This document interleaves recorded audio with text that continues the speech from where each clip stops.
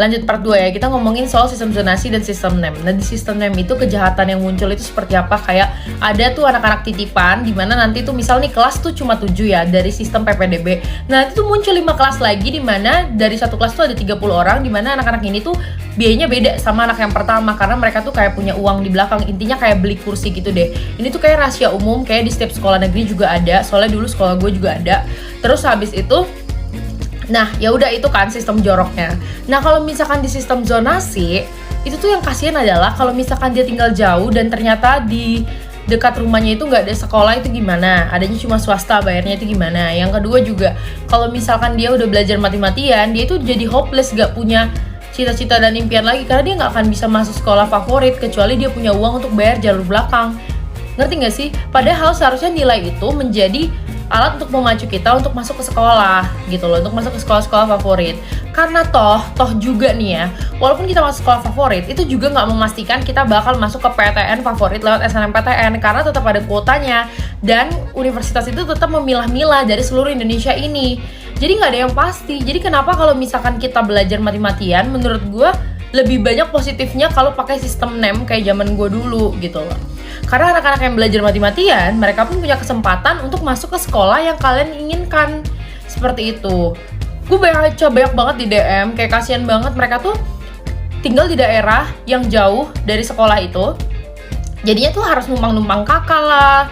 Terus numpang-numpang kakak juga sistemnya kan ribet. Banyak lagi harus ke Dukcapil, lalas segala macem. Jadi kenapa ada yang muda yang mengharuskan siswa untuk menjadi lebih smart dengan nilai mereka, dengan usaha dan kerja keras mereka, tapi kenapa malah jadi pakai sistem zonasi? Gue tahu tujuannya itu sebenarnya ya dulu ya waktu di sosialisasiin itu supaya gak ada sekolah favorit, jadi semua sekolah itu tuh punya anak yang pintar dan punya anak yang gak pintar juga. Cuma ujung-ujungnya kan juga tetap seleksi masuk PTN tuh tetap ada gitu loh, Wak. Tetap yang dipilih adalah yang pintar-pintar juga, Wak. Cuma sayang banget nih kalau misalnya dia pintar banget tapi dari sekolah tidak terakreditasi bagus kayak gitu. Jadi peluang dia untuk masuk SNM tuh lebih kecil kayak gitu. Mikir jauh deh. Kalau menurut kalian gimana? Ini gue beropini ya guys. Jadi agree or disagree. Lanjut part 2 ya. Kita ngomongin soal sistem zonasi dan sistem NEM. Nah di sistem NEM itu kejahatan yang muncul itu seperti apa? Kayak ada tuh anak-anak titipan, dimana nanti tuh misal nih kelas tuh cuma 7 ya dari sistem PPDB. Nah itu tuh muncul 5 kelas lagi, dimana dari satu kelas tuh ada 30 orang, dimana anak-anak ini tuh biayanya beda sama anak yang pertama, karena mereka tuh kayak punya uang di belakang, intinya kayak beli kursi gitu deh. Ini tuh kayak rahasia umum, kayak di setiap sekolah negeri juga ada, soalnya dulu sekolah gue juga ada. Terus habis itu, nah ya udah itu kan sistem joroknya.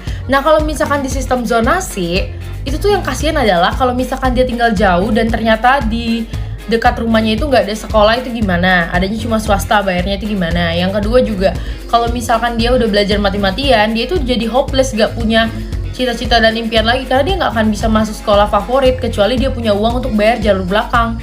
Ngerti nggak sih? Padahal seharusnya nilai itu menjadi alat untuk memacu kita untuk masuk ke sekolah gitu loh, untuk masuk ke sekolah-sekolah favorit.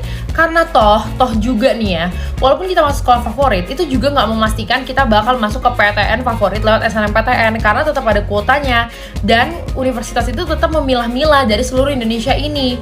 Jadi nggak ada yang pasti. Jadi kenapa kalau misalkan kita belajar mati-matian, menurut gue lebih banyak positifnya kalau pakai sistem NEM kayak zaman gue dulu gitu loh. Karena anak-anak yang belajar mati-matian, mereka pun punya kesempatan untuk masuk ke sekolah yang kalian inginkan. Seperti itu.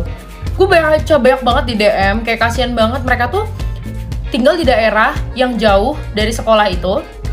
Jadinya tuh harus numpang-numpang kakak lah. Terus numpang-numpang kakak juga sistemnya kan ribet. Banyak lagi harus ke Dukcapil, lalas segala macem. Jadi kenapa ada yang muda yang mengharuskan siswa untuk menjadi lebih smart dengan nilai mereka, dengan usaha dan kerja keras mereka, tapi kenapa malah jadi pakai sistem zonasi?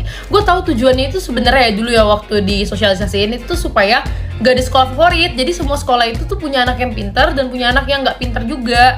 Cuma ujung-ujungnya kan juga tetap seleksi masuk PTN tuh tetap ada gitu loh, Wak. Tetap yang dipilih adalah yang pintar-pintar juga, Wak. Cuma sayang banget nih kalau misalnya dia pintar banget tapi dari sekolah tidak terakreditasi bagus kayak gitu. Jadi peluang dia untuk masuk SNM tuh lebih kecil kayak gitu. Pikir jauh deh. Kalau menurut kalian gimana? Ini gue beropini ya guys. Jadi agree or disagree, gak apa-apa.